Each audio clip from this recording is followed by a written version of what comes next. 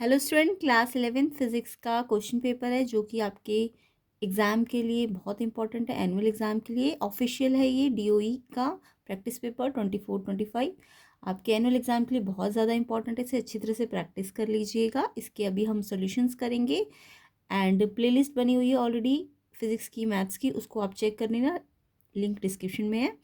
तो चलिए स्टार्ट करते हैं इसका सोल्यूशन फिज़िक्स का क्लास 11 का। तो यहाँ पे सारे वैल्यूज़ भी गिवन है, आप इनकी हेल्प भी ले सकते हो। तो सेक्शन ए को देखते हैं सबसे पहले। तो फर्स्ट क्वेश्चन है इसका, the dimensional formula for the coefficient of viscosity.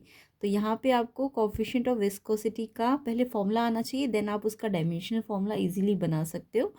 तो इसका फॉर्मूला पहले देखते हैं, फिर उससे डायमेंशनल फॉर्मूला बना के देखेंगे। तो चलिए करते हैं इसको। तो देखिए फर्स्ट क्वेश्चन में आपको कोफिशिएंट ऑफ विस्कोसिटी ईटा कहते हैं इसको। इसका सिंबल ऐसे करके एन बना के ऐसे करना होता है, ठीक है। ये ईटा मतलब विस्कोसिटी होती है। ओके, तो ये फॉर्मूला जो होता है विस्कोसिटी का, force upon area multiply velocity gradient. ठीक है, अब वेलोसिटी ग्रेडियंट क्या होता है? ये होता है आपका डेल्टा वी या d v by d x. जो हमारा वेलोसिटी ग्रेडियंट होता है, वेलोसिटी ग्रेडियंट वो होता है d v upon d x. ठीक है, तो यहाँ पे फोर्स का सबको डायमेंशन फॉर्मूला सबको आता ही होगा, MLT-2, क्योंकि फोर्स तो इजीली आप बना ही लोगे ना डायमेंशनल फॉर्मूला। एंड एरिया का क्या होता है? L स्क्वायर होता है ना। एंड वेलोसिटी ग्रेडियंट मैंने बताया आपको DV बाई डी एक्स होता है। तो V वेलोसिटी का जो आपका डायमेंशनल फॉर्मूला होता है वो होता है LT-1, और अपॉन में डी एक्स मतलब एक्स मतलब आपका लेंथ से है, तो लेंथ की ये अपॉन में ना, तो LT-1 ये वेलोसिटी अपॉन में L। ओके, अब इसको, इस एल को आप ऊपर भेज सकते हो, है ना। ये अपॉन में है तो ये यहाँ चला जाएगा। तो MLT-2 साथ में है L स्क्वायर, या फिर आप इस एल से एल को कैंसिल भी कर सकते थे, है ना, कट जाएगा ये। तो ये T-1 बचेगा, और उसके बाद L स्क्वायर को ऊपर L1 है और नीचे L स्क्वायर है, तो ऊपर L-1 बचेगा, और T-2 और ये 1 वहाँ जाके प्लस हो जाएगा, तो ये -1 हो जाएगा। तो इस तरीके से आप फॉर्मूले से आप क्या कर सकते हो, इसका डायमेंशनल फॉर्मूला बना सकते हो। तो आई होप आपको ये फॉर्मूला समझ आ गया होगा। Coefficient of viscosity eta equals to force upon area into velocity gradient. Velocity gradient होता है आपका d v by d x, and then सबके डायमेंशनल फॉर्मूला लगा दो और फिर से सॉल्व करोगे तो ये आपका आंसर आ जाएगा। ठीक है, तो आई होप सिंपल वाले डायमेंशनल फॉर्मूले तो आप सबको आते ही होंगे। तो फोर्स का ये होता है, एरिया का ये होता है, वेलोसिटी ग्रेडियंट पहले तो वेलोसिटी का अपॉन में लेंथ, एल से एल कट गया ये वाला, फिर ये एल स्क्वायर को ऊपर भेजना, एक्सपोनेंट के रूल सबको करने आते होंगे। तो एक बार फिर से देख लीजिए, coefficient of viscosity eta equals to force upon area multiply velocity gradient. ठीक है, यहाँ तक समझ आता है। फोर्स यानी एफ का फॉर्मूला क्या होता है? Mass into acceleration. एरिया क्या होता है? साइड का स्क्वायर। एंड वेलोसिटी ग्रेडियंट मैंने बताया d v by d x, या फिर वेलोसिटी अपॉन एल। ठीक है, वी बाई एल। अब यहाँ पे मास का जो डायमेंशनल फॉर्मूला होता है वो m होता है, एक्सेलरेशन का पता है LT-2 होता है, साइड मतलब लेंथ है, लेंथ का स्क्वायर, एंड v क्या है? LT-1, और अपॉन में लेंथ है तो l। अब l से l कट गया, है ना। तो यहाँ पे एक l से ये वाला l भी आप काट सकते हो, ये वाले l से ये वाला l कट गया, तो l नीचे है तो ये ऊपर आएगा, तो l-1 हो जाएगा। ऐसे T-2 और ये -1 ऊपर जाके +1, तो ये T पे भी -1 आ जाएगा।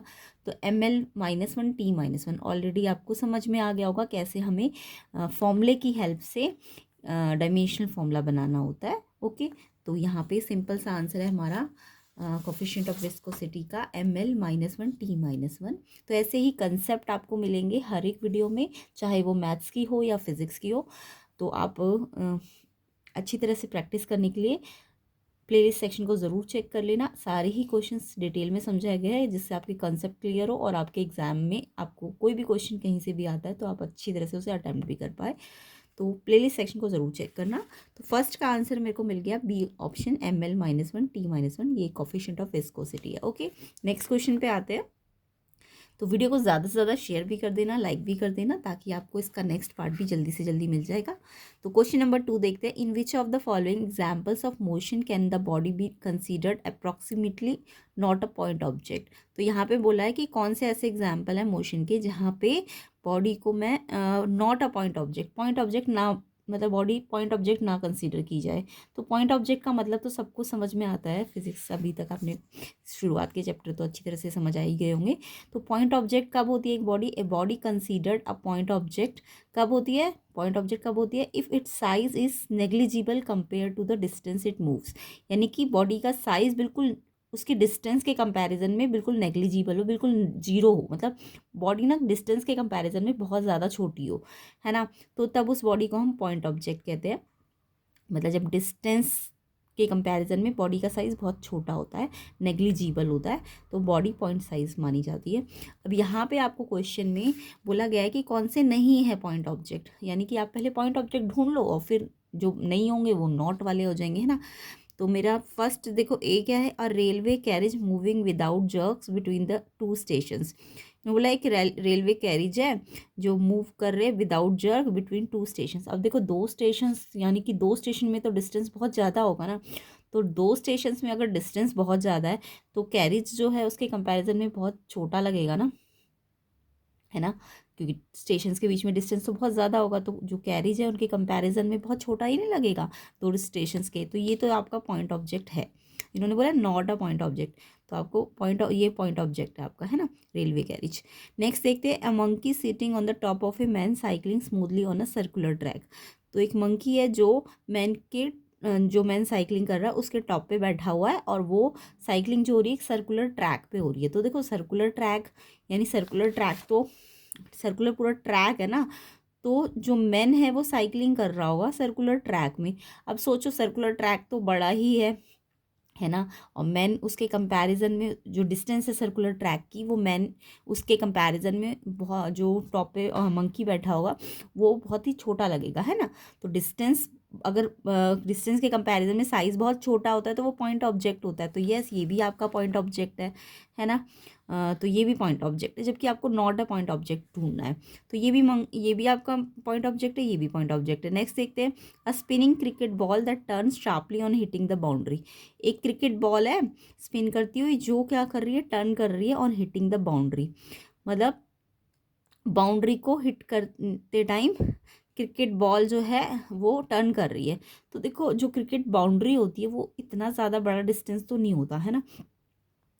और क्रिकेट बॉल उसके कंपैरिजन में हमें दिख ही रही होगी बिल्कुल। वैसे तो यहाँ पे ना क्वेश्चन में थोड़ा सा हल्का सा कन्फ्यूज़न है, इन्होंने नॉट अ पॉइंट ऑब्जेक्ट में ये पॉइंट ऑब्जेक्ट नहीं होगा क्योंकि क्रिकेट बॉल का साइज़ इसके कंपैरिजन में बहुत कम नहीं है बाउंड्री के कंपैरिजन में। बाकी अगर इसको भी देखूँ तो ये भी पॉइंट ऑब्जेक्ट नहीं है, बट बहुत ज़्यादा अगर मैं क्लोज देखूँ कि पॉइंट ऑब्जेक्ट ना हो तो वो डी ऑप्शन होना चाहिए। बट मेरे हिसाब से सी भी नॉट अ पॉइंट ऑब्जेक्ट है। तो बाकी तो अगर यहाँ पे दो ऑप्शन दिए होते ना, जैसे अलग से दो ऑप्शन होते सी एंड डी वाला, तो तब ये दोनों ही ठीक होते क्योंकि ये दोनों ही पॉइंट ऑब्जेक्ट नहीं है। बट फिलहाल अगर मैं बहुत क्लोज देखूँ तो डी आंसर होना चाहिए कि जो पॉइंट ऑब्जेक्ट नहीं है। बट अगर दो ऑप्शन वाले आपके क्लूज होते तो आपका आंसर सी और डी दोनों होता, है ना। तो यहाँ पे क्रिकेट बॉल अगर स्पिन कर रही है और बाउंड्री को हिट कर रही है तो वो बाउंड्री का डिस्टेंस इतना ज़्यादा नहीं है कि क्रिकेट बॉल हमको बहुत छोटी लगे। तो यानी कि मेरे हिसाब से सी भी क्या है, नॉट अ पॉइंट ऑब्जेक्ट, है ना। और डी को देखते हैं, डी भी देखो टम्बलिंग बीकर है जो स्लिप्ड ऑफ हो गया एज ऑफ टेबल से। टेबल से ही तो गिरा है, तो टेबल का डिस्टेंस इतना ज़्यादा तो नहीं है ना बीकर से, तो ये तो बिल्कुल भी पॉइंट ऑब्जेक्ट नहीं है। तो अगर सिर्फ एक ही ऑप्शन ढूंढना है तो उस हिसाब से आंसर डी होना चाहिए, डी ऑप्शन। बट अगर ऑप्शन दो होते ना तो आपका सी भी हो सकता था और डी भी हो सकता था। फिलहाल क्योंकि ऑप्शंस दो वाला कहीं पे है नहीं कि बहुत सी एंड डी, तो इसलिए हम डी को आंसर मान के चलते हैं। तो डी आंसर मान लो फिलहाल। वैसे दोनों ही पॉइंट ऑब्जेक्ट नहीं है, सी भी नहीं है और डी भी नहीं, क्योंकि इनका डिस्टेंस के कंपैरिजन में जो साइज़ है वो बहुत छोटा नहीं है, ठीक है। नेक्स्ट क्वेश्चन पे आते हैं। नेक्स्ट क्वेश्चन देखो, if the tension in the cable supporting an elevator is equal to the weight of an elevator, the elevator में भी। तो यहाँ पे बोला है कि जो केबल में टेंशन, मतलब समझते हो ना, जो धागे में जो फोर्स होता है ना, या केबल में, उसको टेंशन कहते हैं। तो जो टेंशन है केबल में वो एलिवेटर को सपोर्ट कर रही है जो केबल, उसकी जो टेंशन है वो वेट ऑफ एलिवेटर के बराबर है। तो देखो यहाँ पे अगर समझने वाली बात है, अगर टेंशन वेट के बराबर है तो टेंशन यानी फोर्स वेट के बराबर है, और वेट भी तो एक फोर्स ही होता है, तो ये वाला टेंशन वेट के बराबर है, तो नेट फोर्स कितना हो जाएगा, ज़ीरो हो जाएगा, है ना। और नेट फोर्स अगर ज़ीरो है तो एक्सलेशन भी नहीं होना चाहिए। नेट फोर्स जब जीरो है तो एक्सलेशन नहीं होगा, तो एक्सलेशन जीरो का मतलब समझ आता है ना, ये तो 9 से पढ़ते आ रहे हो। जब भी एक्सलेशन जीरो होता है तो यूनिफॉर्म स्पीड होती है, चाहे ऑब्जेक्ट ऊपर जाए चाहे नीचे जाए, इससे कोई फ़र्क नहीं पड़ेगा, बट स्पीड कैसी होगी, यूनिफॉर्म, क्योंकि नेट एक्सलेशन जीरो है। तो यानी कि यहाँ पे सी ऑप्शन आपका आंसर हो जाएगा, going up with uniform speed. ठीक है, तो यहाँ पे स्पीड यूनिफॉर्म है, तो अप हो या डाउन हो, क्योंकि यहाँ डाउन नहीं है ना कहीं भी, तो अप वाला ही आंसर ठीक है, सी ऑप्शन यहाँ पे ठीक है, क्योंकि अप एंड डाउन अगर दोनों होता तो दोनों आंसर होते, है ना। बट यहाँ पे सिर्फ यूनिफॉर्म स्पीड, यानी और तो कहीं लिखा नहीं है यूनिफॉर्म स्पीड, तो यानी यूनिफॉर्म स्पीड यहाँ लिखा, चाहे वो अप होता या डाउन होता। ठीक है, तो सी ऑप्शन इसका आंसर है, ऑप्शन सी इसका आंसर है। आई होप आपको ये कंसेप्ट भी समझ आ रहे होंगे। तो इसके लिए आपको वीडियो को ज़्यादा से ज़्यादा शेयर करना है, ज़्यादा से ज़्यादा लाइक करना है, ताकि आपको ऐसे ही नेक्स्ट पार्ट में भी आपको कंसेप्ट सीखने को मिले। और प्लेलिस्ट सेक्शन के अंदर भी ऑलरेडी 2-3 क्वेश्चन पेपर सॉल्व हो रखे हैं, उन्हें भी ज़रूर चेक कर लेना, और मैथ्स की प्लेलिस्ट भी बनी हुई है, उसको भी ज़रूर चेक करना। चलिए नेक्स्ट क्वेश्चन देखते हैं। नेक्स्ट क्वेश्चन है आपका 4th question, during inelastic collision between two bodies which of the following quantities always remain conserved. तो जो आपको पता है ना, कॉलिजन एक इलास्टिक होता है और एक इनइलास्टिक होता है, तो यहाँ पे इनइलास्टिक कॉलिजन की बात कर रहे हैं। जब दो बॉडीज़ के बीच में इनइलास्टिक कॉलिजन होता है तो कौन सी चीज़ है जो कंजर्व होती है। तो अब आपने इनइलास्टिक कोलिजन अगर पढ़ चुके हो तो आपको आसानी से पता भी होगा। तो इनइलास्टिक कोलिजन कैसा कोलिजन होता है, जिसमें inelastic collision such a type of collision takes place between two object in which some energy is lost. तो इनइलास्टिक कोलिजन में क्या होता है, दो ऑब्जेक्ट के बीच में जब भी कोलिजन होगा तो कुछ एनर्जी जो होती है ना वो लॉस्ट हो जाती है। अगर एनर्जी लॉस्ट हुई है तो यानी काइनेटिक एनर्जी तो चेंज होगी ना, है ना। एनर्जी लॉस्ट हुई है तो काइनेटिक एनर्जी तो कम हो जाएगी ना। तो यानी कि अगर इन इलास्टिक कॉलिजन है तो काइनेटिक एनर्जी तो बिल्कुल कंजर्व नहीं होगी, ये गलत है। अगर इलास्टिक कॉलिजन होता ना तो आपका काइनेटिक एनर्जी भी कंजर्व हो जाती है और लीनियर मोमेंटम भी कंजर्व होता, दोनों चीज़ कंजर्व होती। बट इन इलास्टिक में काइनेटिक एनर्जी कंजर्व नहीं होगी, क्यों, क्योंकि एनर्जी लॉस्ट हुई है। तो यानी ये वाला तो ऑप्शन आंसर नहीं है। तो काइनेटिक अगर कंजर्व नहीं हुई तो मैकेनिकल तो दोनों से बनती है ना, काइनेटिक प्लस पोटेंशियल एनर्जी, तो ये भी कंजर्व नहीं होगी, है ना। सी ऑप्शन बिल्कुल ठीक है, लीनियर मोमेंटम जो होगा वो कंजर्व रहेगा, तो इसका आंसर सी है। जब भी इनइलास्टिक कॉलिजन होता है तो सिर्फ लीनियर मोमेंटम ही कंजर्व होता है, काइनेटिक एनर्जी कंजर्व नहीं होती है, ठीक है, क्योंकि एनर्जी क्या हुई है, लॉस्ट हुई है इनइलास्टिक कॉलिजन में। तो सी ऑप्शन इसका आंसर है। इन्होंने पूछा क्या कंजर्व हुआ है, तो टोटल लीनियर मोमेंटम कंजर्व हुआ है, सी ऑप्शन इसका आंसर है। नेक्स्ट क्वेश्चन पे आते हैं। नेक्स्ट क्वेश्चन नंबर 5 देखेंगे। आपको कॉलम 1 में बॉडी, एक बॉडी थी जिसकी रेडियस को इन्होंने आर ना मान के के मान लिया है, ठीक है।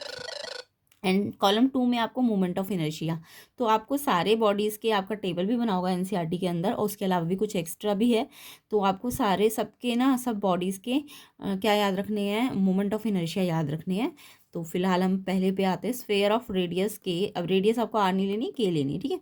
तो स्फेयर जिसकी रेडियस के है about the centre of mass, यानी स्फेयर की मोमेंट ऑफ इनर्शिया पूछी है सेंटर ऑफ मास के अलोंग। अच्छा ध्यान रखना है, कई बार ये सेंटर ऑफ मास के अलोंग बोलेंगे, कई बार एक्सिस के अलोंग बोलेंगे, कई बार ये बोलेंगे जो उसकी डायमीटर है उसके अलोंग।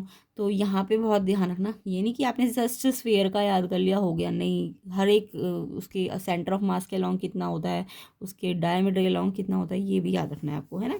तो फिलहाल तो सेंटर ऑफ मास के अलोंग पूछी गई है। तो सेंटर ऑफ मास के अलोंग जो स्फेयर का मोमेंट ऑफ इनर्शिया होता है, याद भी रखना, स्फेयर का moment of inertia centre of mass के अलोंग 2/5 mr² होता है। कितना होता है, 2/5, ये याद कर लेना, 2/5 mr² होता है। तो यानी कि इसका आंसर, तो फर्स्ट का आंसर तो मेरा 2/5, यानी कि फर्स्ट का मेरे को आंसर मिल गया आर। तो ये स्फेयर का तो ऑलरेडी सबको याद होता ही है, तो फर्स्ट का आंसर आपको आर मिल गया। अब आर देख लो आप किस किस ऑप्शन में है। तो फर्स्ट का देखो आर यहाँ भी है और फर्स्ट का आर यहाँ भी है। बाकी फर्स्ट में क्यू और पी है, ये तो बिल्कुल गलत हो गए, यानी ए और डी में से ही चॉइस रह जाएगी। अब सेकंड वाला देखो, यानी आप पहले वो ढूंढ लिया करो जो आपको बिल्कुल कन्फर्म्ड होते हैं, तो फिर आपके जो दो कम से कम दो जो ऑप्शंस होते हैं वो तो हट ही जाते हैं ना, फिर दो में से ही चॉइस रहती है। नेक्स्ट देखो, डिस्क ऑफ रेडियस के अबाउट ए डायमीटर, डिस्क का उसके डायमीटर के अबाउट मोमेंट ऑफ इनर्शिया पूछा है। तो ये भी आप याद कर सकते हो, डिस्क का जो उसके डायमीटर के लॉन्ग जो मोमेंट ऑफ इनर्शिया होता है वो 3/2 mr² होता है। कितना होता है, 3/2 mr²। यानी अब सेकंड का आंसर मेरा पी मिल गया मेरे को, सेकंड का आंसर पी। अच्छा यहाँ पे ना इस क्वेश्चन में ए ऑप्शन में ना यहाँ दोनों पे एस एस लिखा है, तो मैं यहाँ मान के चल रही हूँ इसमें एस है और इसमें पी है ना। तो यानी ये एस है और ये पी है, तो यहाँ पे एस है सेकंड का, जबकि मेरा सेकंड का क्या आया है, पी आया है। तो यानी मेरे को पता चल गया पक्का डी ऑप्शन इसका आंसर है। तो अगर दो आपको कन्फर्म्ड है तो आपके ऑप्शन भी कम हो जाते हैं और फिर आपको करेक्ट आंसर भी मिल जाता है। तो मेरा आंसर मिल ही गया, यहीं पे डी ऑप्शन है। बाकी और भी देख लेते हैं। थर्ड है आपका रिंग ऑफ रेडियस जिस टेंजेंशियल एक्सिस के लॉन्ग मोमेंट ऑफ इनर्शिया पूछा है, जो कि परपेंडिकुलर है अपने प्लेन की। तो रिंग का टेंजेंशियल एक्सिस और परपेंडिकुलर टू ऑन प्लेन, इसका भी याद कर लेना। रिंग का 2mr² हो जाएगा। ये भी याद रखना, किसके अलॉन्ग होना चाहिए, टेंजेंशियल एक्सिस और परपेंडिकुलर टू ऑन प्लेन। तो इसका आंसर 2mr² है, यानी इसका ऐसा है आंसर। और लास्ट वाले का फोर्थ का सॉलिड सिलेंडर अबाउट एक्सिस, जो कि पास से है हो रहा है सेंटर ऑफ मास से और परपेंडिकुलर टू द प्लेन। तो सॉलिड सिलेंडर का भी आपको याद रखना है 12mr² होता है। तो यानी इसका आंसर फोर्थ का क्यू है। अब आपका ऑप्शन मैच कर जाएगा। देखो, फर्स्ट का आर है और सेकंड का पी है, थर्ड का एस है और फोर्थ का क्यू है ना। यानी ये आंसर बिल्कुल करेक्ट है, डी ऑप्शन। डी ऑप्शन इसका आंसर है। तो एक दो के अगर आपको अच्छी तरह याद होंगे, बिल्कुल कन्फर्म्ड होंगे, तो आपका ऑप्शन मिल ही जाएगा। डी ऑप्शन इसका आंसर है। चलिए नेक्स्ट क्वेश्चन पे आते हैं। If one moves from the surface of the earth to the moon, what will be the effect on its weight. तो बोला है कि अगर कोई अर्थ की सरफेस से किस तरफ जा रहा है, मून की तरफ जा रहा है, अर्थ के सरफेस से मून की तरफ जा रहा है, तो उसका वेट पे क्या इफेक्ट होगा, उसके वेट बढ़ेगा घटेगा क्या होगा। तो पहला ऑप्शन है कि वेट ऑफ पर्सन डिक्रीज होगा कॉन्टिन्यूसली हाइट के साथ from the surface of the अर्थ। ये तो बिल्कुल ठीक है कि हाइट के जब जैसे जैसे ऊपर हम हाइट में जाते हैं, आपने पढ़ा होगा जी ड्यू टू हाइट, है ना, या ड्यू टू डेप्थ, ये वाले डेरिवेशन भी किए होंगे। तो जी जो होता है ना, वो हाइट के अकॉर्डिंग क्या होता है, घटता रहता है। जैसे मतलब अर्थ, मान लो ये अर्थ है, अर्थ का सरफेस ये है ना, अर्थ का सरफेस। अब अर्थ का डेप्थ में जाते हो तो यहाँ डेप्थ पे भी डी क्या होता है, घटता ही है। नीचे जाते हो तो डी घटेगा, हाइट मतलब जी घटेगा। ऐसे ही सरफेस से अगर आप ऊपर हाइट पे जाते हो ना, तो हाइट पे जाने पे भी जब जैसे जैसे आप ऊपर जाते हो तो हाइट पे जाने पे जी हाइट का ये फॉर्मूला आपको याद होगा, G1 - 2h/r होता है। जी एट हाइट कितना होता है, जी सरफेस का अपॉन इन ब्रैकेट 1 - 2h/r, यानी GH जो होता है वो घटेगा, सरफेस के अकॉर्डिंग घटता है। तो पहला वाला तो ठीक है कि घटेगा, बट आपको ये भी पता होगा कि जी मून का जी अर्थ का 1/6 होता है। ये फॉर्मूला सबको पता होगा, 9 से पढ़ते आ रहे हो। जी मून की जो ग्रेविटी होती है वो अर्थ की ग्रेविटी का 1/6 होती है। या फिर वेट ऑफ मून जो होता है, वेट ऑन मून, वो वेट जितना अर्थ का होगा उसका 1/6 होगा, है ना। ये भी आपको पता है। अब जैसे आपको पता है, जैसे ही आप अर्थ के सरफेस से ऊपर हाइट पे जाओगे तो जी घटता जाएगा, है ना। ऊपर हाइट पे जाने जाते जाते जी घटेगा घटेगा, और एक ऐसा टाइम आएगा कि वो ग्रेविटी से बिल्कुल दूर हो जाएगी, हाइट इतनी ज़्यादा हो जाएगी कि जी ना आपका जीरो बन जाएगा, जी आपका जीरो बन जाएगा। देखो वो समझ लो, जी किस हाइट पे जीरो बन जाएगा, जब मैं एच को कितना ले लूँ, एच अगर मैं तो जी पहले तो हाइट इतनी हाइट पे हो तो जी घट रहा होगा, है ना। फिर जैसे ही आपकी हाइट जो होती है ना r/2 हो जाएगी। अब इस हाइट पे h की जगह r/2 रख के देखना, तो r/2, r से r कट गया, 2 से 2 तो 1 - 1 0। तो यानी ये जो जी होगा ना वो उस टाइम पे जीरो हो जाएगा। यानी कि जैसे ही आप इतनी हाइट पे चले जाओगे कि वो रेडियस का आधा हो जाएगा, तो उस हाइट पे जाके जी जीरो हो जाएगा।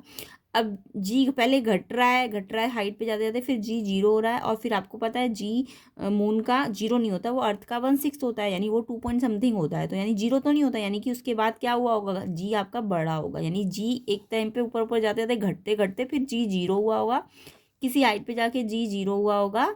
और फिर क्योंकि जी जीरो नहीं है ना मून का, तो जी अर्थ के 1/6 के बराबर है, तो यानी ये फिर बढ़ने लगा होगा। तो पहले ऊपर जाते जाते घट रहा होगा, फिर जीरो हुआ होगा, फिर बढ़ा होगा, है ना। तो यानी कि मेरा जो वेट है, अगर जी पहले घटा फिर जीरो हुआ फिर बढ़ा, तो वेट भी ऐसे ही हुआ होगा। तो वेट जो होगा इंक्रीज तो नहीं हुआ होगा, वेट पहले डिक्रीज हुआ होगा। देखो, first decrease with height and then increase with height from surface of the earth. Yes, ये सी ऑप्शन इसका आंसर है। यानी पहले डिक्रीज हुआ होगा और फिर इंक्रीज भी हुआ होगा। यानी कि मैंने आपको समझा दिया ना, पहले तो हाइट के लॉन्ग, जब ये फॉर्मूला अगर मैं देखती हूँ तो हाइट के लॉन्ग ऊपर जाते जाते घट रहा होगा जी। फिर एक टाइम ऐसा आया होगा जब h r/2 हुआ होगा, तो जी जीरो हो गया होगा। फिर जब आप ऊपर गए क्योंकि मून का तो जी E/6 होता है, जीरो तो नहीं होता है, तो यानी फिर तो बढ़ना शुरू हुआ होगा ना, 2 पॉइंट समथिंग आया होगा। तो यानी पहले घटा फिर जीरो फिर बढ़ा। तो यानी ये वाला सी ऑप्शन इसका करेक्ट आंसर है। वेट डिक्रीज हुआ होगा एंड फिर इंक्रीज। इन्होंने ये नहीं बोला कि जी कम हुआ कि ज़्यादा हुआ, ये तो पता है हमें सरफेस से मून पे जी कम हुआ है, लेकिन कैसे कम हुआ है, पहले घटा और फिर बढ़ा। ठीक है, तो सी ऑप्शन इसका आंसर है, सी ऑप्शन आंसर है इसका। Weight of person first decrease हुआ हाइट से और फिर increase with height from surface of the अर्थ।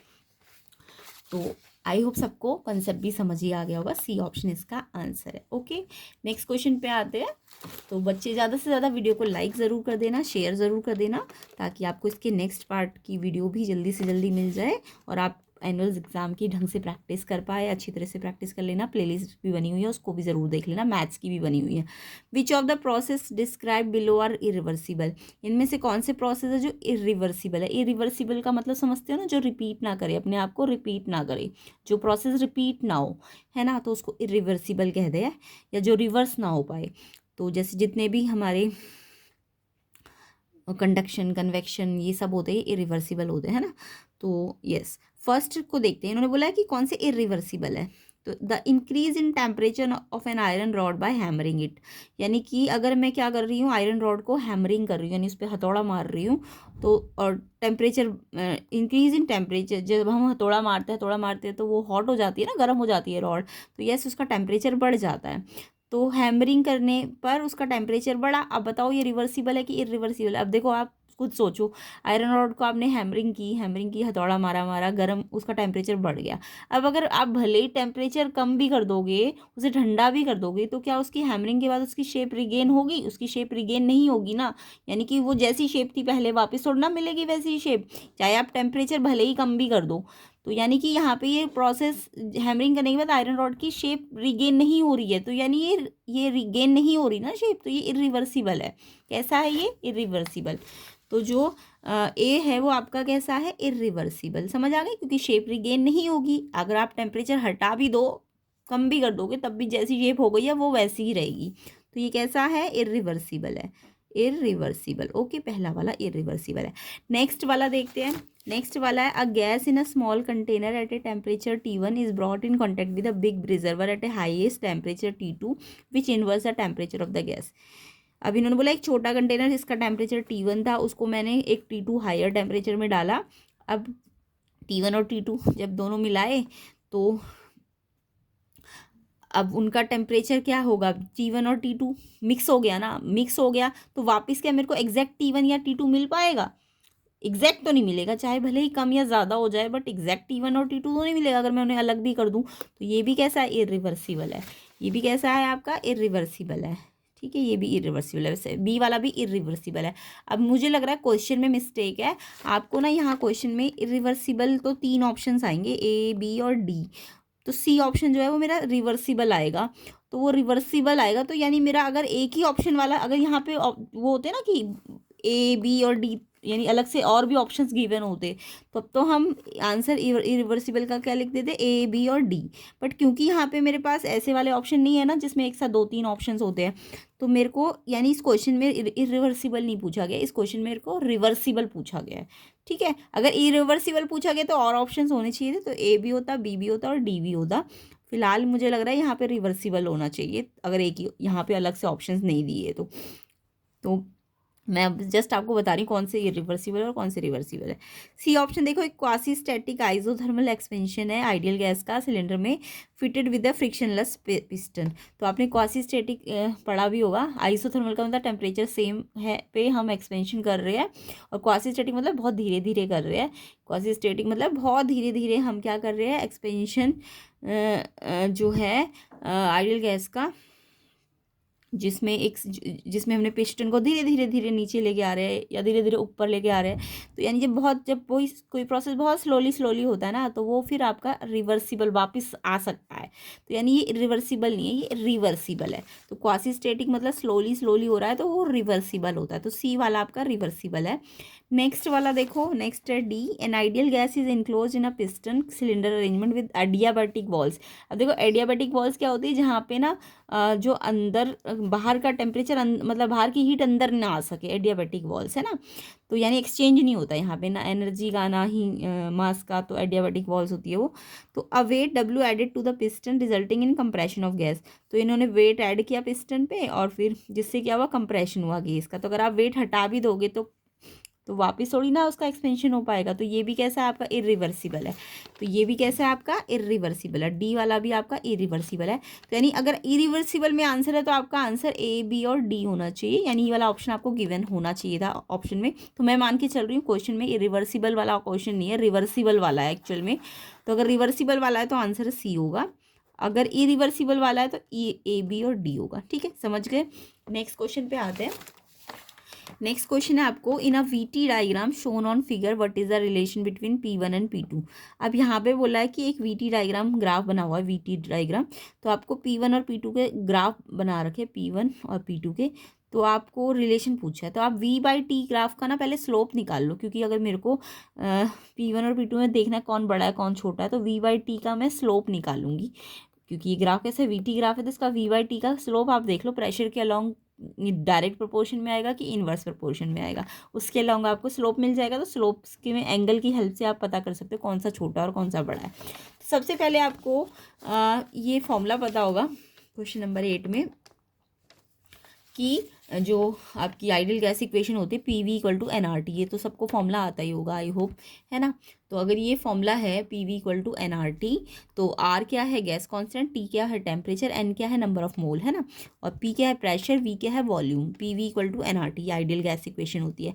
अब मेरे को यहाँ पे N भी पता है, नंबर ऑफ मोल भी फिक्स ही रहे होंगे, R भी क्या रहा होगा फिक्स रहा होगा। तो मैं मान के चलती हूँ ये दोनों कॉन्स्टेंट्स है। तो PV क्या है डायरेक्टली प्रोपोर्शनेट है टेम्परेचर के, है ना। अब यहाँ पे मैं अगर मैं PV डायरेक्टली प्रोपोर्शनेट T है, क्योंकि ये दोनों तो कांस्टेंट बन गए ना, तो PV directly proportionate to T है। अब मेरे को तो प्रेशर के अलॉन्ग देखना है, तो V को मैंने यहाँ से हटा के नीचे भेज दिया। तो P क्या है T/V, P क्या है T/V, यानी कि T/V ग्राफ होता, अगर ग्राफ V/T ना होगे T/V होता तो प्रेशर के डायरेक्टली होता है। यानी कि अगर ये ग्राफ T/V होता, T/V, अगर ग्राफ T/V होता और ये प्रेशर 1 या 2 जो भी होता, तब तो ये छोटा होता और ये बड़ा होता, है ना, ये छोटा होता ये बड़ा। बट मेरे को T/V ग्राफ ना देके V/T ग्राफ दिया है। तो अगर मैं इसी को देखूँगी T/V, जबकि ये तो V/T के अलॉन्ग मुझे स्लोप देखना है, तो मैं इसको T/V की जगह V/T अगर करती हूँ, इसको रेसिप्रोकल करा ना मैंने, तो ये P भी क्या करना पड़ेगा रेसिप्रोकल। ग्राफ जैसा दिया होगा उसी के अलॉन्ग देखना है आपको, है ना। आपको T वर्सेस V ग्राफ नहीं दिया, आपको V वर्सेस T ग्राफ दिया, तो स्लोप तो V/T करके निकलेगा। तो आप T/V ना करके V/T कर रहे हो, तो V/T अगर कर रहे हो तो प्रेशर जो है उल्टा हो जाएगा ना 1/P, यानी V/T जो स्लोप है वो प्रेशर के इन्वर्सली आ रहा है। कैसा आ रहा है V/T, कैसा आ रहा है इन्वर्स प्रोपोर्शन में आ रहा है। यानी कि इन्वर्स प्रोपोर्शन जब भी होता है प्रेशर के, तो ये वाला प्रेशर कैसा होगा, ये वाला आपका इन्वर्स है ना, तो ये ज़्यादा होना चाहिए। क्योंकि अगर मैं VT ग्राफ में देख रही हूँ, तो VT ग्राफ का स्लोप में देखो प्रेशर 1 और प्रेशर 2 है, तो ये जो है देखो ये कम स्लोप है, ये एंगल कम है, तो ये कम कम है, प्रेशर 1 कम होना चाहिए और प्रेशर 2 ज़्यादा होना चाहिए अगर मैं V/T देख रही हूँ। बट क्योंकि ये इन्वर्स प्रोपोर्शन में है, तो प्रेशर 1 ज़्यादा होगा और प्रेशर 2 कम होगा। समझ आता है क्या बोलना चाह रही हूँ मैं। मेरा जो मैंने इस इक्वेशन से देखा, तो मेरे प्रेशर V को मैं अगर नीचे भेजती हूँ तो ये T/V बन रहा है, जबकि स्लोप T/V ना बन के V/T बनना चाहिए। तो अगर इसे मैं V/T करती हूँ तो प्रेशर के डायरेक्टली ना आके इन्वर्स प्रोपोर्शन में आ जाएगा V/T ग्राफ के लॉन्ग। तो अगर इन्वर्स है तो ये स्लोप वैसे दिख रहा कम है, बट क्योंकि ये इन्वर्स में है तो ये कम वाला तो ज़्यादा माना जाएगा और ज़्यादा वाला कम माना जाएगा।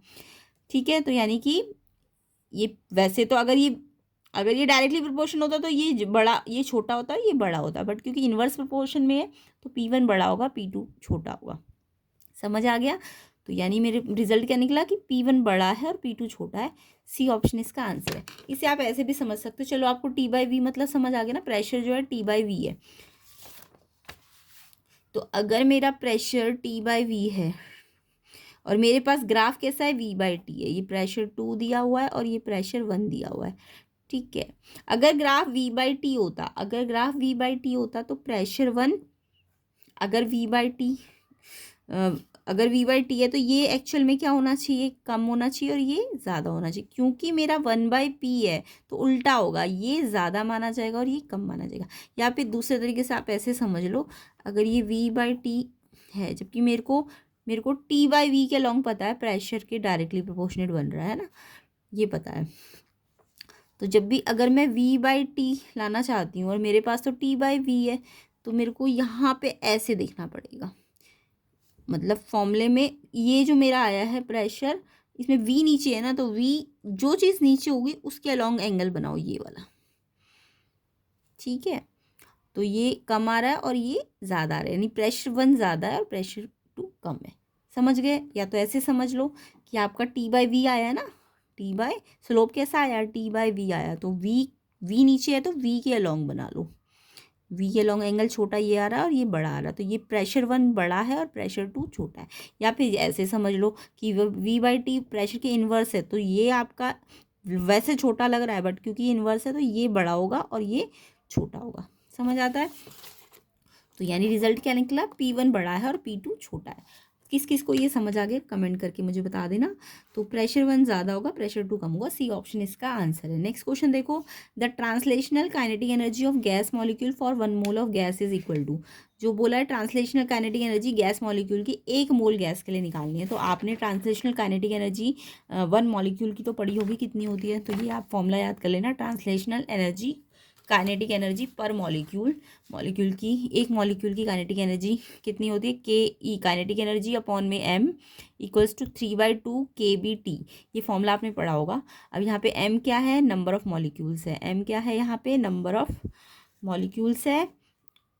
ठीक है, एम मतलब नंबर ऑफ मॉलिक्यूल्स है, और ये आपने नंबर ऑफ मोल पढ़ा होगा, M/N,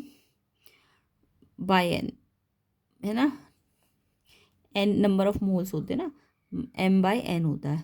तो यहाँ से इसको मैंने m निकाला तो n/n हो जाएगा, n/n, और ये बोल्ट्स कांस्टेंट है ना, 3/2 kBT। अब इस n, ये जो एवोगैड्रो नंबर वाला n है, इस n को मैंने यहाँ भेज दिया, यहाँ डिवाइड में, यहाँ मल्टीप्लाई में आ जाएगा। तो काइनेटिक एनर्जी अपॉन में n नंबर ऑफ मोल पर नंबर ऑफ मोल इतनी आ जाएगी। और फिर मैं नंबर ऑफ मोल को अगर 1 मोल ले लूँ तो ये n 1 हो गया, तो इसको हटा दो आप, ये 1 आ गया क्योंकि, तो काइनेटिक एनर्जी 1 मोल की कितनी हो जाएगी, 3/2 RT। अब ये आपको याद रखना है, n के b जो होता है ये r के बराबर होता है। ठीक है, तो ये आपका डेरिवेशन होता है पूरा, उसको आप याद करना, ट्रांजिशन काइनेटिक एनर्जी पर मॉलिक्यूल की कैसे निकल के आती है, और फिर उसको मैं 1 मोल के लिए निकालूंगी कैसे, तो ये 3/2 RT आ जाएगी। ओके, तो ये आंसर कितना है, 3/2 RT। ऑप्शन कौन सा है आपका, बी ऑप्शन आंसर है इसका आंसर आपका बी ऑप्शन है 9th का। नेक्स्ट क्वेश्चन पे आते हैं। नेक्स्ट क्वेश्चन है आपका, the angle of contact at the interface of water glass 0 degree है, इथाइल एल्कोहल ग्लास का 0 डिग्री है, ये आपका मर्क्यूरी लिखा हुआ है, मर्क्यूरी ग्लास का 140, मर्क्यूरी है ये, ठीक है, मर्क्यूरी ग्लास का 140, एंड मिथाइल आयोडाइड ग्लास का जो एंगल ऑफ कॉन्टैक्ट है वो 30 डिग्री है। उसके बाद बोला एक ग्लास कैपिलरी रखी, put acid trough containing one of this for liquid, it is observe that the meniscus जो था वो कन्वेक्स आ रहा था, तो लिक्विड ट्रफ में कैसा है, तो अगर मेनिस्कस जो है वो कन्वेक्स है, तो आपको ये याद रखना है कि मेनिस्कस अगर जो लिक्विड कैपिलरी ट्यूब का कन्वेक्स है और अपवर्ड बन रहा है, तो वो जो एंगल है वो कैसा होना चाहिए, ऑब्ट्यूज एंगल होना चाहिए। और क्योंकि मर्क्यूरी का ही एंगल कितना बन रहा है, 140 डिग्री, जो कि ऑब्ट्यूज है ना, फॉर 140 डिग्री, तो ये ऑब्ट्यूज एंगल बना रहा है। तो ऑब्ट्यूज जब कॉन्वेक्स होता है यानी ये ऑब्ट्यूज एंगल होता है, तो ऑब्ट्यूज एंगल कौन सा है, मर्क्यूरी तो बना रहा है, तो ये वाला ही इसका लिक्विड जो होगा ट्रफ में वो कैसा होगा, वो मर्क्यूरी होगा। सी ऑप्शन इसका आंसर है, तो ऑप्शन सी इसका करेक्ट आंसर है। तो मिनिस्कस वाले क्वेश्चंस भी आपको अच्छी तरीके से आने चाहिए। ठीक है, तो नेक्स्ट पार्ट में हम इनके बचे हुए क्वेश्चंस को भी कर लेंगे, ये सारे 11th 12th और एजर्शन रीजंस, ऐसे ही कंसेप्ट के साथ और डिटेल सोल्यूशन के साथ हम इन सारे क्वेश्चंस को भी नेक्स्ट पार्ट में कवर कर लेंगे, सेक्शन बी को भी कवर कर लेंगे। और वीडियो को ज़्यादा से ज़्यादा शेयर कर देना, ज़्यादा से ज़्यादा लाइक कर देना, ताकि आपको ये क्वेश्चन पेपर का पूरा सोल्यूशन मिल पाए। और प्लेलिस्ट भी बनी हुई है, उसको भी आप ज़रूर चेक कर लेना, लिंक मैंने डिस्क्रिप्शन में डाला हुआ है। तो ये सब के आंसर्स आपको मिल जाएंगे धीरे धीरे करके, जिसके लिए आपको वीडियो को ज़्यादा से ज़्यादा शेयर करना है, ज़्यादा से ज़्यादा लाइक करना है, 1000 लाइक जल्दी से जल्दी कीजिए, ताकि आपको इनको आंसर्स मिल पाए सारे के सारे, और आपकी प्रैक्टिस अच्छी तरीके से हो जाए। तो अच्छी तरह से इस प्रैक्टिस पेपर को कर लेना, आपके फाइनल एग्जाम के लिए इम्पॉर्टेंट है ये वाला। एंड इसके अलावा जो प्लेलिस्ट सेक्शन में बने हुए हैं क्वेश्चंस, उसको भी आप ज़रूर कर लेना। वीडियो कैसा लगा कमेंट करके बताना, एंड क्वेश्चंस के डिटेल कंसेप्ट आपको समझ आ रहे हैं कि नहीं आ रहे हैं। और मैथ सेक्शन को भी ज़रूर देख लेना, मैथ्स की भी बहुत ज़्यादा डिटेल सोल्यूशन करा रखे हैं चैनल के अंदर, तो प्लेलिस्ट सेक्शन को ज़रूर चेक कर लेना। तो इन सब के आंसर्स हम नेक्स्ट पार्ट में कवर करेंगे। प्रैक्टिस करते रहिए, एनुअल एग्ज़ाम अब बहुत पास आ गए आपके, तो आपको अच्छी तरह से प्रैक्टिस कर लेनी है। एंड वीडियो में नए हो, चैनल में नए हो तो सब्सक्राइब ज़रूर कर लेना।